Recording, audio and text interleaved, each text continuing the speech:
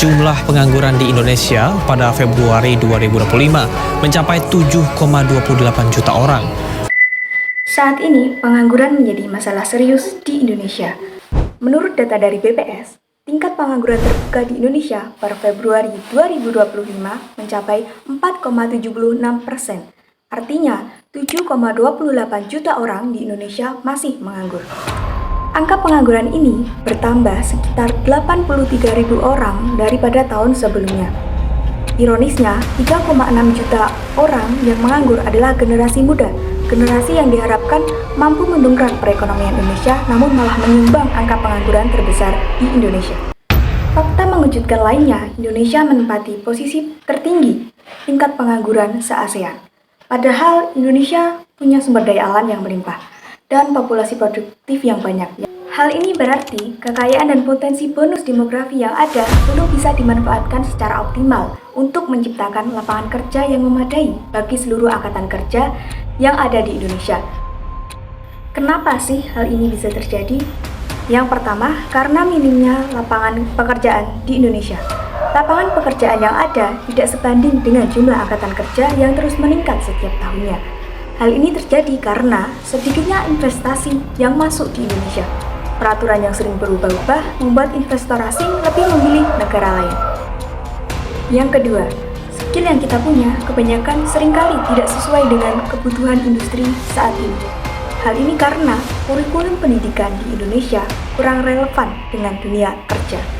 Kemajuan teknologi yang cepat serta kurangnya skill yang kita miliki juga menjadi penyebab ketidaksesuaian skill dengan kebutuhan dunia kerja saat ini. Selain itu, pertumbuhan ekonomi di Indonesia tidak merata. Banyak pusat kegiatan ekonomi yang berpusat di kota-kota besar. Akibatnya, banyak daerah yang minim lapangan pekerjaan. Selain itu, persyaratan kerja di Indonesia juga cukup rumit. Banyak lowongan pekerjaan yang dibatasi usia dan biasanya harus berpengalaman 1 hingga 2 tahun untuk bisa bekerja. Akhirnya, banyak pengangguran atau banyak orang yang beralih ke sektor informal untuk mencukupi kebutuhannya. Lalu apa yang harus kita lakukan agar kita tidak ikut menyumbang angka pengangguran di Indonesia?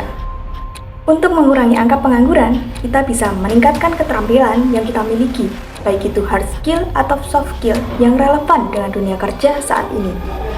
Peningkatan keterampilan adalah investasi penting untuk mendapatkan pekerjaan yang layak, sehingga dapat meningkatkan produktivitas bagi kita. Selain itu, kita juga perlu untuk memperkuat relasi atau networking dan buat personal branding yang baik. Minimnya lapangan pekerjaan mengharuskan kita untuk lebih aktif, kreatif, dan menonjol dari banyaknya pelamar yang ada. Dengan relasi yang kuat serta personal branding yang baik, kita dapat mempunyai peluang lebih untuk mendapatkan pekerjaan. Kita juga harus mengembangkan pola pikir yang positif serta inovatif.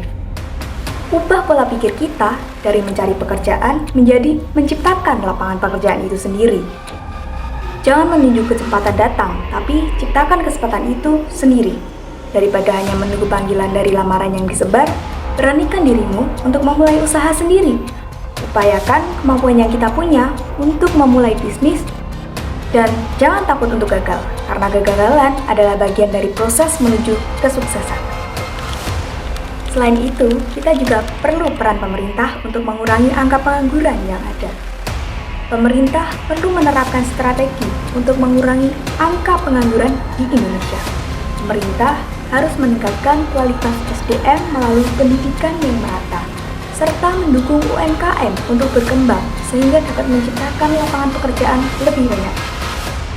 Serta pemerintah harus mengembangkan ekonomi yang kreatif dan mendorong investasi dengan mempermudah prosesnya. Dengan begitu, kerjasama yang baik antara pemerintah dan masyarakat dapat mengurangi angka pengangguran di Indonesia